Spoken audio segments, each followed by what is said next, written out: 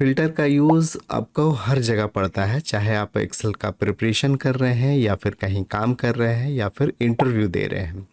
ये Microsoft Excel का most important options है। एक्चुअली फ़िल्टर का यूज़ हम लोग अपने डेटा को फ़िल्टर करने के लिए करते हैं। इसमें हम लोग वैसे डेटा को रखेंगे जो हमें ज़रूरत है और वैसे डेटा को हम लोग नहीं रखेंगे जो हमें ज़रूरत नहीं है। चलिए समझते हैं प्रैक्टिकल में। मान लीजिए हमारे पास ये जो डेटा सेट है इसमें अलग अलग डिपार्टमेंट है और अभी हमें ये देखना है कि इसमें आईटी वाला डिपार्टमेंट के कौन कौन लोग हैं।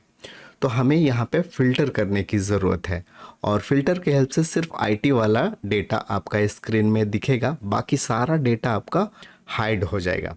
तो कैसे करेंगे, यहाँ पे आप कहीं पे भी रखेंगे अपना सेल और फिर यहाँ से चूज़ करेंगे फ़िल्टर ऑप्शंस। यहाँ पे जैसे आप क्लिक करेंगे तो आपका जो हेडिंग वाला कॉलम है सभी में एक फ़िल्टर बटन बन जाएगा। इसे हम लोग फ़िल्टर बटन बोलते हैं। अब जिस कॉलम में आपको फ़िल्टर अप्लाई करना है उस फ़िल्टर बटन को आपको क्लिक करना है। जैसे आप इसमें क्लिक करेंगे तो यहाँ पे जो जो अलग अलग कैटेगरी का डेटा है इस कॉलम में उसका लिस्ट यहाँ पे दिखेगा और अभी फ़िलहाल सारा सिलेक्ट है। हम इस सिलेक्ट वाले ऑप्शंस को हटा देते हैं क्योंकि हमें सारा सिलेक्शन नहीं चाहिए, हमें सिर्फ चाहिए आईटी वाला। तो सिर्फ आईटी को चूज़ करेंगे और ओके करेंगे। देखेंगे कि इस पूरे डेटा सीट में सिर्फ आईटी का दिख रहा है और वो टोटल 3 रिकॉर्ड है जिसमें एम्प्लॉय नेम रोहित शर्मा, अर्जुन मेहता और दीपक सिंह है।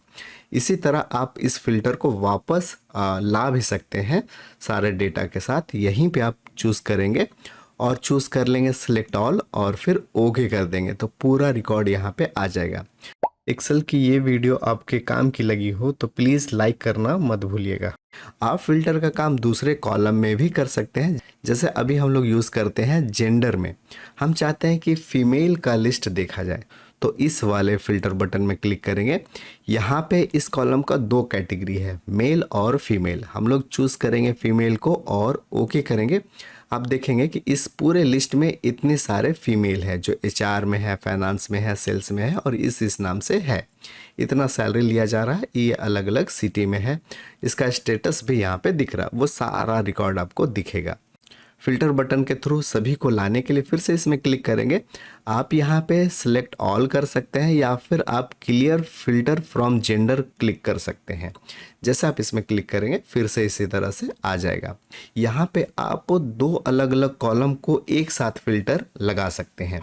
जैसे हम यहाँ पे चाहते हैं कि सेल्स वाला देखा जाए कि कितने लोग सेल्स में हैं, तो पहला हम लोग फ़िल्टर लगाएंगे यहाँ पे सेल्स के लिए और फिल्टर करेंगे। अब हमारे पास सेल्स में 3 है। अब हम ये देखना चाहते हैं कि सेल्स में मेल कितने हैं, तो हम लोग इस कॉलम को चूज़ करेंगे और यहाँ से सिलेक्ट ऑल करके मेल वाला चूज़ करेंगे और ओके करेंगे। अभी यहाँ पे आप देख सकते हैं कि वैसे एम्प्लॉय जिसका डिपार्टमेंट सेल्स है और उसका जेंडर मेल है सिर्फ 2 है। आपका फीडबैक मेरे लिए बहुत ही इम्पॉर्टेंट है, कमेंट बॉक्स में ज़रूर लिखिए। अभी मैं समझाने के लिए सिर्फ एक छोटे से डेटा सेट का एग्जांपल ले रहा हूँ, लेकिन जब आप किसी ऑफिस में या कंपनी में काम करेंगे तो उसका डेटा सेट लाखों में होगा, तब वहाँ पे उसका एक्चुअल बेनिफिट आपको नज़र आएगा। तो इस तरह से आप फ़िल्टर का काम कर सकते हैं। अगर आपको फ़िल्टर बटन को हटाना हो तो फिर से आप यहाँ पे आएंगे फ़िल्टर में और चूज़ करेंगे फ़िल्टर को। देखिए यहाँ पे फ़िल्टर है, इसी में क्लिक कर देंगे तो ये सारा फ़िल्टर हट जाएगा और पूरा रिकॉर्ड आपको दिखने लगेगा। उम्मीद है गाइस ये वीडियो आपको पसंद आया होगा।